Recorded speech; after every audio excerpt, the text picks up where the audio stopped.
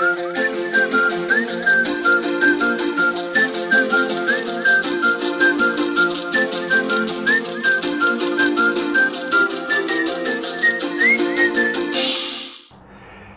everybody and welcome on today's video. Today is a beautiful day here in Belgium. It's almost the end of March, and I thought, well, let's do some work on this maple tree, Japanese maple, raft style. If you have been following this tree for the last years, you will know that there was quite a lot of work to do, and that I did quite a lot of work to it. And the tree is starting to bud now, so it's a good moment to start the bud selection to see what's going on. And well, let's get a little closer to see what we have to do. Now, I already did a video about this subject, and it's just an important thing. It's bud selection on maple trees, especially Japanese maples. They have buds everywhere. So I hope you can see this. Well, there's a few buds pointing directly at the sky, so I'm not going to use that, that's for sure. This one, well, not. This one, well, not. So I have to get them all off. Some you can just remove by hand. Another thing when you are pruning maples in spring is not only looking at the direction where the buds are going to, but also what do you want to achieve with that branch. If you want the branch to become thicker, then you should do nothing. Like here, I have a branch that comes from this point, and well, I'd like to have a big branch here, and it should be a little thicker than that. So what I did last year is let it grow in two directions. So one of these will be kept, the other probably not, but I'm going to let one grow so it will thicken the whole thing. So always remove what you don't want. So you must look, and yeah, here we have a graft. Here we have a graft. So I have to look this.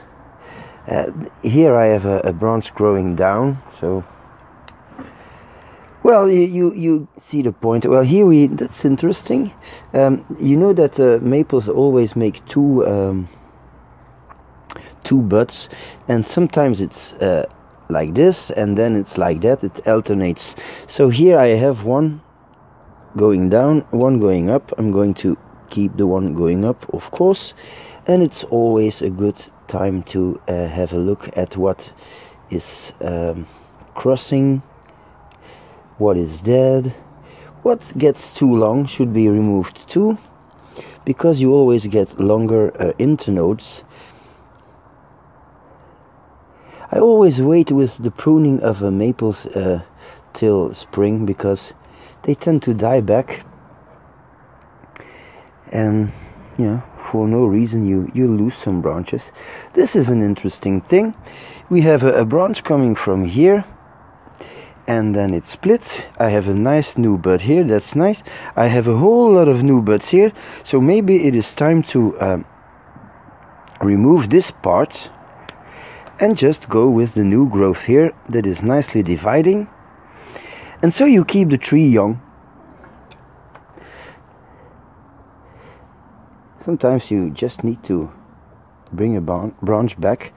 I have a nice fork here, a little bud here. So this is going to make tree. I don't want tree, so little dead stump, etc, etc. So I'm going to continue cleaning this up, and then we'll have a look at the hocus pocus that happened with this tree. I'll be right back. This big branch is dead, and that's not good.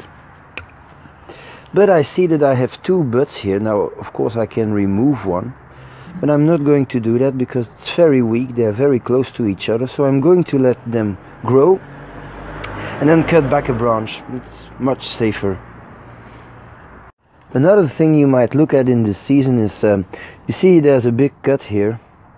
That's where I cut off the top, and and let this one grow.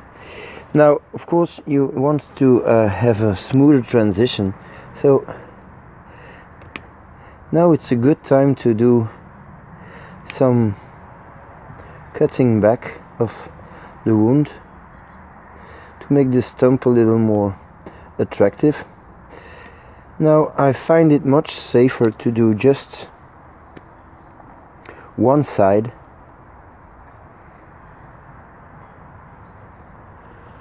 and really bit by bit. Japanese maples are really not that easy, you know. They can be really tricky. So this side is already a lot smoother now, and I'm going to let this grow for a year. It's going to callus over, and next year I'll do the other side. So I have a better chance to keep this one alive.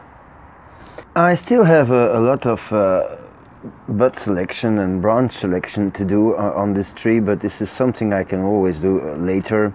Then of course you will have the little pieces that you cut off falling on the ground, and you'll have to remove them with tweezers, but that's not a big deal, so it doesn't matter. What I want to do now is show you the results of some of the things I did last year. You might remember, if you saw previous videos, that under this tree is another tree, and two of the branches of this tree are sticking out here, and it's because there is a big wound here and I want to close it. So I tried to graft these two branches onto this tree. It's the same tree, it's a cutting from this one. And then this graft continues up to here and is grafted here. And then in order to close a wound here, I'm grafting this branch over there. So I don't know if these grafts are good to go, but I really want to see if the two branches here are good to go. And I want to do a slight repot of this tree, so I will have to get him out of the pot. But first of all, I'm going to get off some of this moss and clean the trunk up a little. So this is a very spectacular part of the video. Yeah. Picking away the moss with tweezers.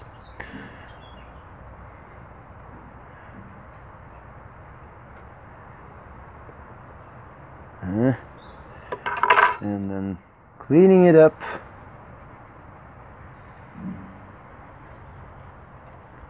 But sometimes you have to do that. It makes your whole tree a whole lot better. Gives the bark a good color. And it accentuates the transition between the upper parts and the root parts. They have another texture, another color. But in this particular case, I really want to see what's going on with these grafts, so I have to clean it up. Well, it's not fused yet.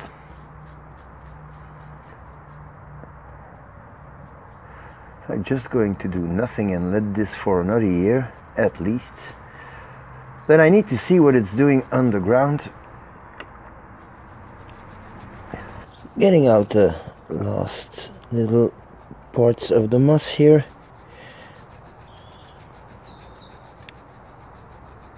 And then I'm going to get some of the nice moss pads and get them off too. And I put them in a tray here with 1 or 2 centimeters of water in it. One thing that's already clear is that, well, these roots are turning around in the pot. So I was not sure if I had to do a repot or not, but, well, maybe not a full repot, but anyway, these roots are everywhere, so I must get this tree out of the pot. Now, if you lift your tree out of the pot and you see that there is only this left, that means that the tree has, well, stuck his roots to all the rest of the soil, which means it grew well. And if you want to reuse the same pot, it's always a good idea to clean it now before you get the tree bare rooted, because the tree does not like that. So I'm going to give this a quick wash, have a look at the drainage screens, and already put a thin layer of thick lava to have the pot ready for the next step when the roots are combed out and cleaned up. And while the pot is waiting for the root trimmed tree, we will prepare the tree now. Just combing out everything on top, but the top is not going to be the problem. It's going to be the bottom, of course.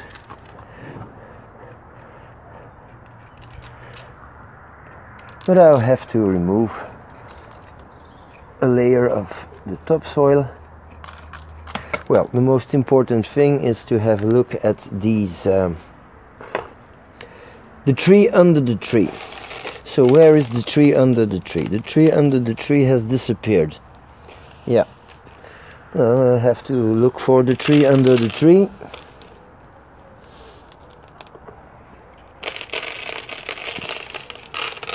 And this might be a part of the tree under the tree. Yeah. Where is this thing coming from? I remember that I had to make a bow on it. Oh yeah, so these are the two branches. Are there any roots on this? I don't think so. So it might be very dangerous to move this too much. Thick lava is falling out.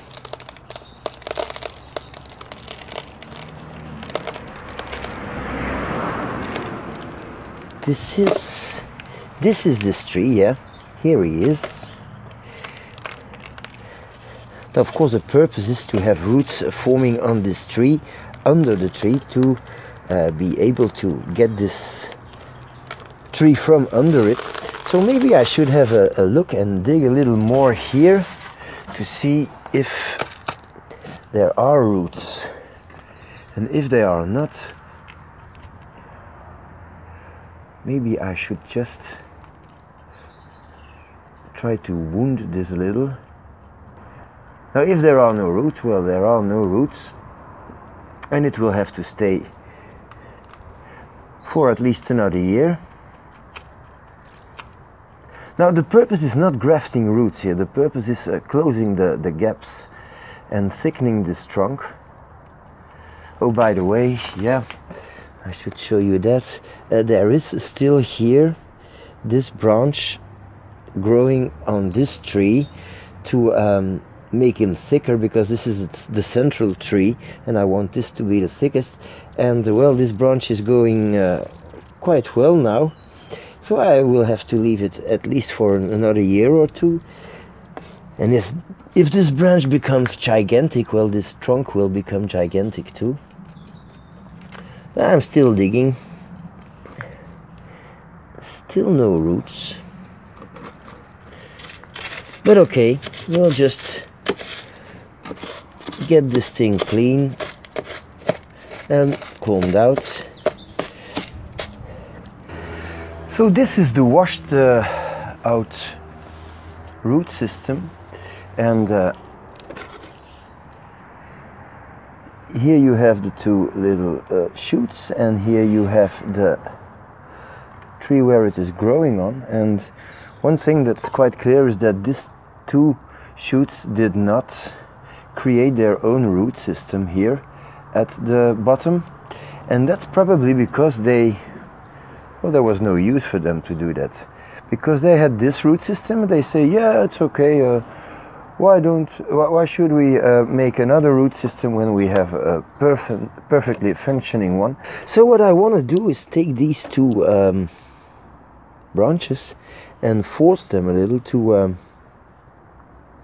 grow roots, and I can do that by trying to air layer them under the ground.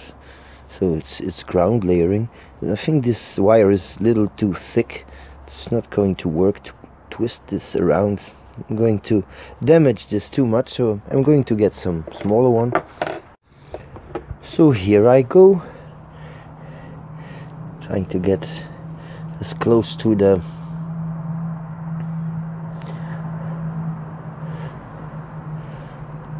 bottom as I can.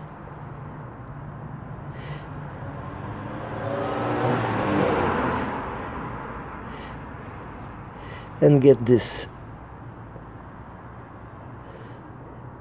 as tight as possible around. It should stay in position. That means that it is well enough, well, that there is enough tension, but I'll do it slowly. Yeah, that's good. Because if I do it too much, well, these things might die, and that's not what I want. Same here. So I'm going to cut some of the edges back. And of course I cannot do it in one shot, because I have to be very careful for this one.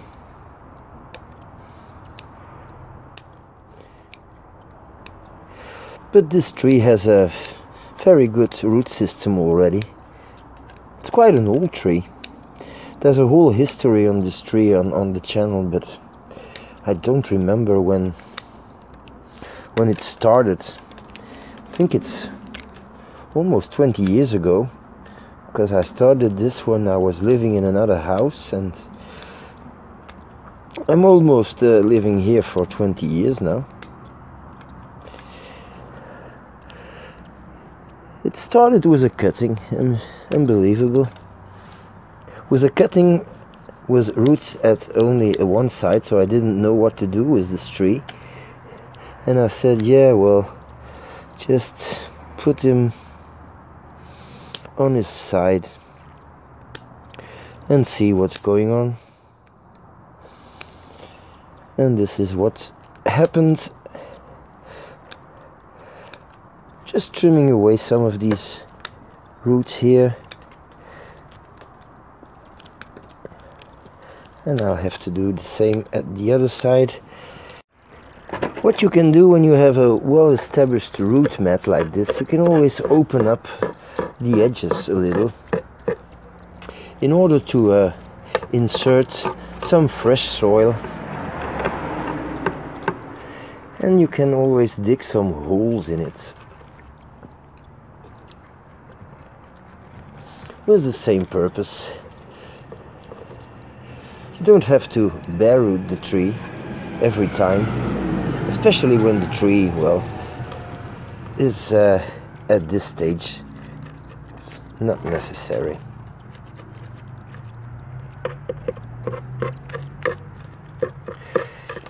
In a raft style like this, radial root patterns are good, of course, but not really necessary, because you want to emphasize the story of the tree. A raft style is a tree that fell, and some parts died, and some branches just grew as a tree up to the light, and some parts of the tree rotted. It's not the same as a clump style or a multi-trunk. Okay, I think this is good. Just going to do a little more cleanup of the moss and things like that, and this tree will be ready for repot. So the pot was already prepared, and going to position the tree in the pot. Yeah, it's not too difficult. This front tree comes fairly in the middle. I think this is good. It's not really difficult. The tree here is under the soil. While I was cleaning up the whole thing, I said, well, let's do a little air layering over here too, and so I double my chances. And I also want to get these roots as close to the tree as I can, so I'm going to wind this up. This one, well, I cannot, but this one I can. And therefore I'm going to use a small piece of wire, trying to find a place where I can stick it through. Yep, this is good. Put it in here. It will maybe scar a little, but it's only for a year. And if it scars, well, probably it will fuse easy. A little easier. Sorry. No, that's not the right scissors. Like so. Push it down. So it's nicely in the hole where it should be. I'm confident that this will work. The most difficult part was last year, and now on this spot I have a new bud here, I have new buds there, so yeah, these new shoots, they look quite healthy. So I'm gonna cover this up with fresh substrate.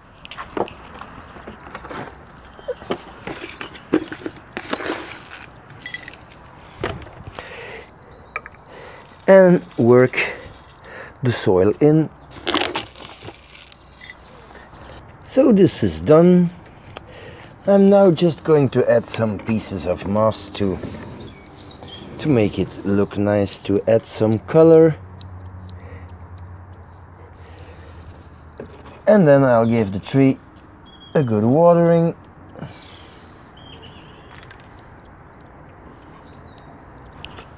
So this concludes the work on this tree. Of course, there's still a lot of bud selection to do, and there will be in the coming weeks, because, well, you never know where some buds are going to emerge. So every day I'll have a quick look and see what should be done. So that's the tree. I'm glad everything worked out fine. So this is how he looks now.